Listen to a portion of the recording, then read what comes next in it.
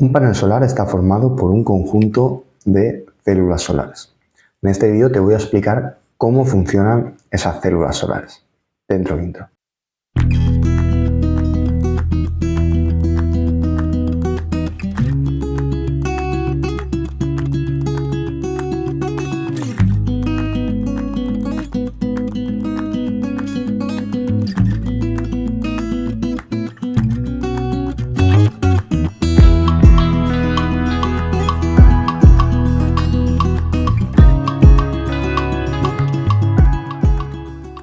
Los materiales usados en las células fotovoltaicas son semiconductores. La energía que liga a los electrones de valencia con su núcleo es similar a la energía de los fotones. Cuando la luz solar incide en la célula, se rompen esos enlaces entre el núcleo y los electrones de valencia. Estos electrones quedan libres para circular por el semiconductor. Es decir, cuando el sol ilumina una célula fotovoltaica, que es un semiconductor, lo que hace es excitar esos electrones de valencia, esos electrones que tienen en la última capa. Normalmente los semiconductores, en este caso las células, están formadas por silicio. El silicio lo que tiene son 4 electrones en su última capa. Y cuando son excitados por el sol, salen del núcleo que tiene este átomo. El problema está que cuando deja esa excitación, vuelven al estado inicial. Por eso una célula fotovoltaica está formada por 2 elementos. Un silicio dopado con un elemento que le dé un exceso de electrones y un silicio dopado con otro elemento que le dé un defecto de electrones. Normalmente, para que haya un exceso de electrones, el silicio se dopa con fósforo, porque el fósforo tiene 5 electrones en su capa de valencia y cuando vaya a formar enlace covalente con el silicio va a sobrar un electrón.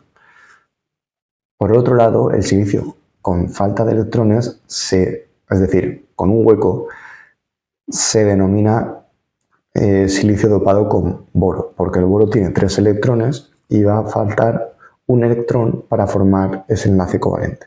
Por eso, una célula fotovoltaica está formada por un silicio dopado con fósforo y un silicio dopado con boro. Normalmente, cuando hacemos la unión de ambos tipos de silicio, se crea una unión justo aquí en el centro que se le llama unión PN. Normalmente, al unir ambos semiconductores, se produce una tensión llamada barrera de potencial, que se opone a la difusión de electrones. En la zona N, es decir, en la zona del silicio con exceso de electrones, se crea un potencial positivo que repele los huecos que se acercan de la zona P.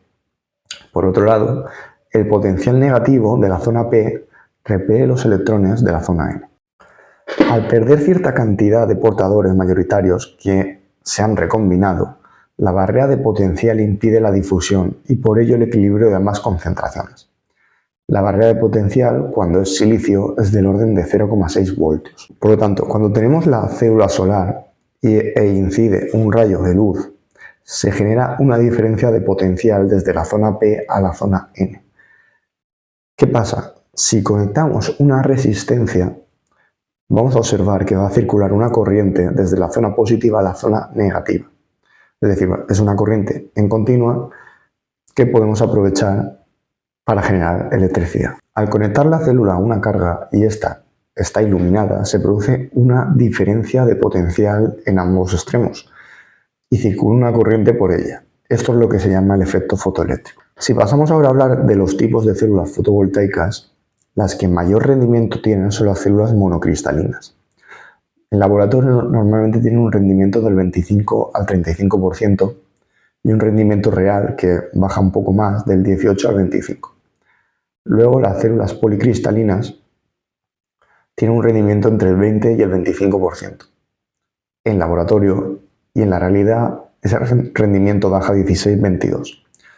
Por otro lado, las amorfas tienen un rendimiento del 16%, un rendimiento muy bajo, y un rendimiento real menor del 10%. Si pasamos a evaluar el comportamiento de la célula fotovoltaica, a medida que aumenta o disminuye la cantidad de luz que se le está proyectando, su comportamiento se llama curva IV, es decir, los pares de intensidad y de tensión que puede posicionar la célula dependiendo la iluminación que le están dando. Lo que estáis viendo aquí es la gráfica del comportamiento de la célula y podemos observar distintos valores. La VOC es la tensión de circuito abierto y es la tensión que alcanza la célula solar cuando se ilumina y no tiene ninguna carga conectada. Por otro lado, la intensidad de cortocircuito es la intensidad que se produce al cortocircuitarse la célula fotovoltaica, es decir, es la máxima intensidad que puede conseguir. Los otros valores es la intensidad en el punto de máxima potencia, IM, la tensión en el punto de máxima potencia y el producto de ambos es la potencia en máxima potencia. Por otro lado, el factor de forma es el cociente entre la potencia máxima y el producto de la tensión de circuito abierto y la intensidad de cortocircuito.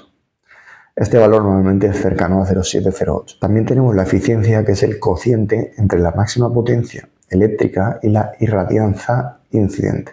Uno de los efectos que tienen las células fotovoltaicas, que es muy importante, es el efecto de la temperatura.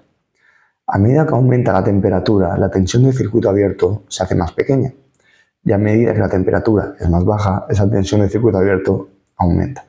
Por lo tanto, la célula está influenciada negativamente por la temperatura, aunque sí es cierto que la intensidad aumenta ligeramente. Al verse afectada la tensión del circuito abierto, la potencia que suministra la célula influye y por lo tanto la potencia que va a sacar esa célula a medida que la temperatura es mayor va a ser menor y por lo tanto la eficiencia y el rendimiento de esa célula será menor. Si analizamos ahora el módulo fotovoltaico es un conjunto de células solares. Los valores de tensión y corriente del módulo dependen de la cantidad de células que se han puesto, de las características de esas células y de las conexiones de esas células. El módulo fotovoltaico está formado por el marco de aluminio, que le proporciona rigidez y estanquidad a ese panel, la cubierta exterior, que es de vidrio templado, el encapsulante, que proporciona un buen índice de refracción, la cubierta posterior, que proporciona la protección de ese panel, y una caja de conexión para conectar los bornes de las células. Las células irán mediante unos enlaces entre ellas metálicos a unos cables y esos cables llegan a esa caja de conexión. Seguidamente la caja de conexión sirve para conectar esos cables que llegan de todas las células, de las uniones metálicas y de los buses y de los fingers, al cable que va uniendo los paneles y va uniendo los strings. De los strings ya hablaremos. Aquí os presento la típica ficha que lo he cogido de la web de Atersa, que os lo voy a poner aquí abajo en el enlace, para que veáis más o menos qué características vienen en los paneles. Esto más que nada os sirve por si queréis comprar algunos paneles para que os lo instale el instalador o lo que sea, o si el instalador os va a instalar unos paneles, por lo menos sepáis un mínimo de qué parámetros va a decir si ese panel es bueno o no es bueno y si ese panel me lo están cobrando más caro de la cuenta o no. Vamos a analizar todo esto mediante un ejercicio porque creo que se va a ver muy claro. Calcular la tensión a circuito abierto del módulo A430M, en este caso, si ésta se encuentra a una temperatura de 35 grados y con una irradiancia incidente perpendicular equivalente a 1000 vatios por metro cuadrado. El módulo A430M tiene una potencia máxima de 430 vatios pico. Cuando vayáis a hacer cálculos de temperatura, la potencia no está influida, es decir, si tenéis que hacer una instalación de 100 kilovatios, tenéis que coger 430 en este caso, vatios pico, y de ahí sacar el número total de paneles. Pero los valores de tensión y de corriente sí que se ven influenciados. En este caso, la tensión en el punto de máxima potencia sería de 40,70 voltios, la corriente de máxima potencia es de 10,57 amperios, la tensión en circuito abierto es de 48,50 voltios, la corriente de cortocircuito es de 11,31. Una de las dudas y la eficiencia del módulo antes de seguir es de 19,78. Vemos como el módulo de A455 tiene mayor eficiencia que el de A430. Es cierto porque el de A455 tiene mayor potencia. Una de las dudas que salen al tema de dimensionar una instalación fotovoltaica es, sobre todo los strings, es qué valor cojo para dimensionar, si el de corrientes de cortocircuito o el del punto de máxima potencia. Normalmente un panel va a estar trabajando en su punto de máxima potencia, pero yo siempre recomiendo elegir un valor más desfavorable, por así decirlo, es decir, para ir sobre seguro, y coger los valores de tensión de circuito abierto y de corriente de cortocircuito. También vemos en la ficha característica cómo salen los valores de corrección por temperatura y, bueno, el embalaje. También, si volvemos un poco atrás, vemos las curvas de cómo afecta la temperatura y la irradiación al módulo y también las dimensiones de ese módulo. Si seguimos con el ejercicio, la fórmula que os he enseñado antes de la temperatura no habría que usarla porque ya te están dando una temperatura de la célula, 35 grados. Si utilizamos la corrección de temperaturas, esta fórmula que os estoy poniendo aquí también valdría para el punto de máxima potencia y para la intensidad.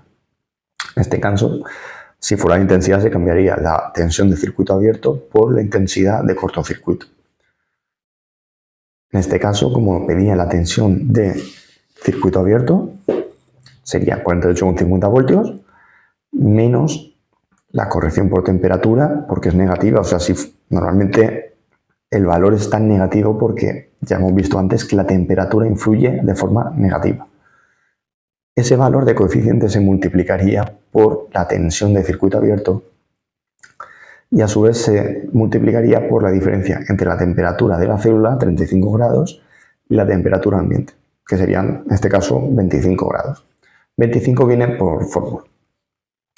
El resultado que vemos al final es que la tensión de circuito abierto a esa temperatura dada de 35 grados disminuye a 47,18 voltios. Ya vemos que es mucho menor que la tensión de circuito abierto que estaban proporcionando. Y con ello comprobamos cómo la temperatura influye de forma negativa. Y bueno, ya creo que os he dado un poco la vara hasta este vídeo. Espero que te haya gustado y nos vemos en el siguiente vídeo del curso de fotovoltaica. Un saludo.